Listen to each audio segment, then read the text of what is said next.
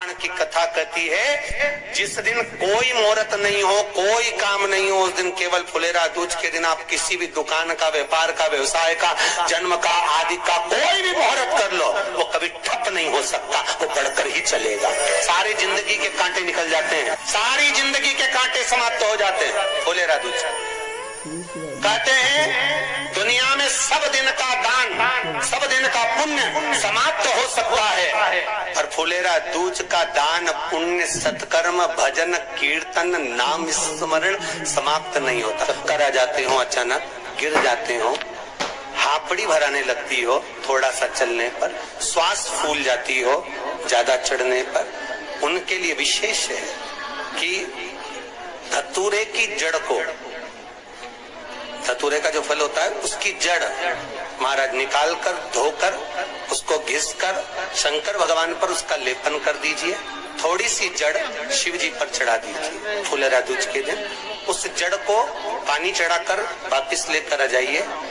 जो मिर्गी का मरीज होता है, जिसको दमे की शिकायत होती है, श्वास की होती है, चलने में हापड़ी भरा जाती हो, फुलेरा दूज के दिन दोपहर के समय पर उसको वो जड़ केवल 3 या 4 बार सुगंध में सुंगा दी जाती है, तो मिर्गी की बीमारी समाप्त हो जाती है, और जिसको दमा श्वास फूलता है उसको भी आराम लग जाता है। फुलेरा दूज के दिन उसके लिए नित्य आनंद का सुख दे जाती है। और भी ध्यान दें, जिसको बहुत भारी बीमारी हो, डॉक्टर कह रहे हैं कि ऑपरेशन की जरूरत है, ऑपरेशन कराना पड़ेगा, गांठ हो गई है, ये हो गया है, वो हो गया है, निवेदन है एक धतूरा फुलेरा दूज के दिन भगवान शंकर के शिवलिंग पर समर्पित करें, और 5 बेलपत्र नंदीश्वर भगवान पर अर्थात भगवान नंदी पर समर्पित करें। जीवन में कितनी बड़ी भी बीमारी होगी वो आगे नहीं बढ़ सकती, ऑपरेशन की जरूरत नहीं पड़ सकती, वो केवल फुलेरा दूज पर होगा, केवल फुलेरा दूज के दिन, उसके सिवाय नहीं। और वो 15 मार्च को है, का मिला है आनंद से। धतूरा होता है विषैला, कैसा होता है? विषैला, बहुत विष होता है धतूरे के अंदर। पर महाराज भगवान शिव को वो समर्पित किया जाता है, जैसे पार्वती जी को लगा जब कोई साथ नहीं दे रहा, पार्वती जी को लगा जब कहीं से सुख का अनुभव नहीं हो रहा, आनंद का अनुभव नहीं हो रहा, पार्वती जी ले गई धतूरा, पार्वती मैया ले गई उस बेलपत्र को शिव को। और प्रयास करना, अगर दुख है तो एक धतूरा समर्पित कर कर 1 लोटा पानी अवश्य समर्पित कर। उनके लिए भी कहूंगा जिनको शरीर में दाद हो जाती है, खाज हो जाती है, या खुजलियों का क्रम हो जाता है, उनके लिए भी महाराज धतूरे का पानी, धतूरा 1 लोटे में डाल दो, पानी रख दो उसमें, उसके अंदर थोड़ा सा चंदन डालकर वो पानी शिव जी को समर्पित कर दो। वही पानी को लेकर आ जाइए और कुछ देर तक शरीर में लगाकर बैठ जाइए महाराज। वो केवल फुलेरा दूज का है महाराज, उसको शरीर में लगाकर थोड़ी देर बैठ जाइए, 15-20 मिनट तक। शरीर के अंतर्गत कोई वस्त्र ना हो, उस वस्त्र को उतार कर उसको लगाकर बैठ जाओ। 2.5 से 3 महीने में दांत खाज, किसी भी चर्म रोग होगा वो धीरे धीरे समाप्ति की ओर हो जाएगा। महाराज फुलेरा दूज का महत्व शास्त्र कहता है, भले इसको छुपा कर रखा गया हो शास्त्रों के अनुसार, पर इसकी महत्व का, जो दुकान, जो व्यापार, जो व्यवसाय,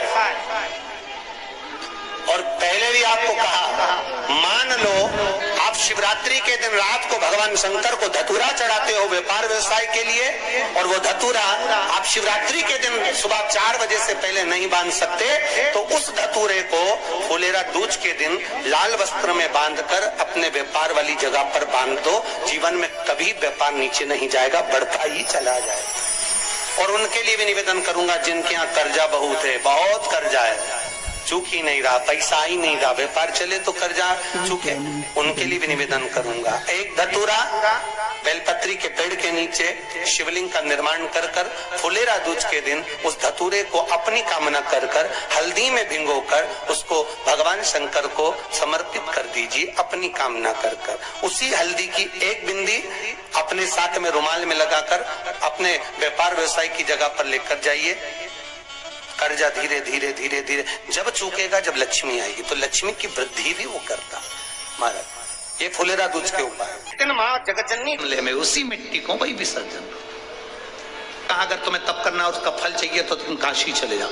मानधाता काशी गए, काशी में बैठकर तप करने लगे।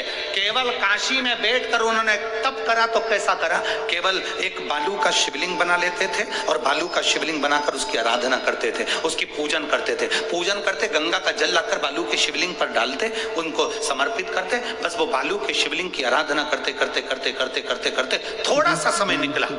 उनको नहीं मालूम कि एक शिवरात्रि निकल गई, दूसरी शिवरात्रि आई है। हर महीने शिवरात्रि आती है, प्रत्येक महीने शिवरात्रि पहुंचती है, प्रत्येक महीने आती है।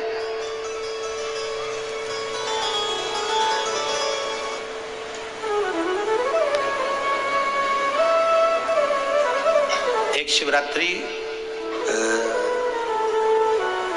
अपन पंजाब में थे, भटिंडा, तब पड़ी थी, जनवरी की पड़ी थी, वो जनवरी की। अब फरवरी की जो शिवरात्रि पड़ेगी वो अपन झारखंड में रहेंगे 5 तारीख से 9 तारीख के बीच में, तो बीच में शिवरात्रि पड़ेगी।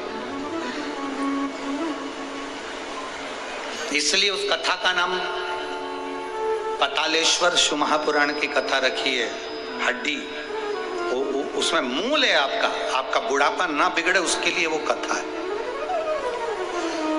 5 दिन की कथा है, 2 बजे से 5 बजे तक आएगी आस्था चैनल पर भी। और झारखंड के आसपास के जितने श्रोता हैं सब सुनो। जमशेदपुर में काजू बागान में वो कथा होगी, बड़े प्रेम से। काजू बागान में तुम ये सोचकर मत आना कि काजू तोड़ के खा लेंगे, दिल से सुनो उसको। पतालेश्वर शिव महापुराण की कथा। कुछ जगह ऐसी होती हैं उस कथा का मूल, जैसे 7 मार्च से 13 मार्च की सीहोर कुबेरेश्वर धाम की कथा जरूर सुनो, मौका मिल जाए तो।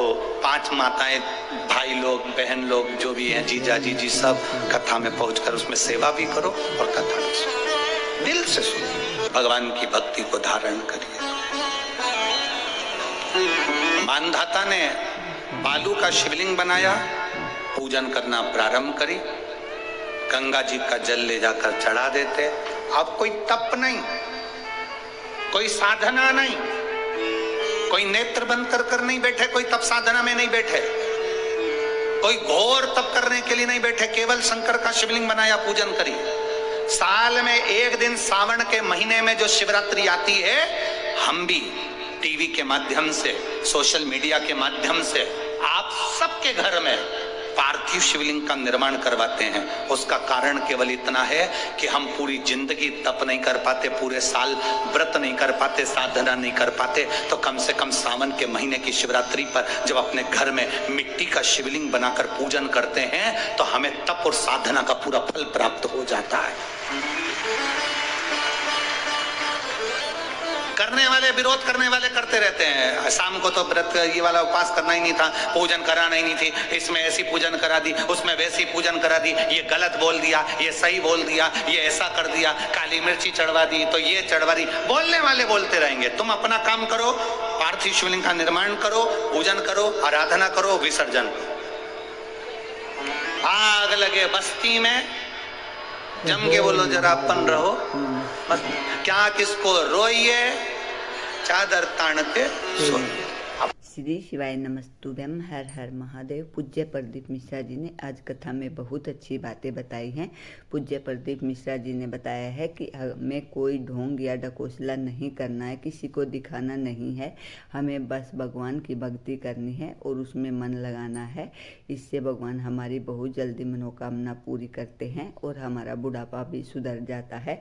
अगर आपको पूज्य प्रदीप मिश्रा जी के उपाय और कथा अच्छी लगी तो प्लीज़ एक लाइक और एक कमेंट अवश्य कीजिए, लेकिन उससे पहले मेरे चैनल को फॉलो कीजिए। मेरा चैनल है धार्मिक वीडियो।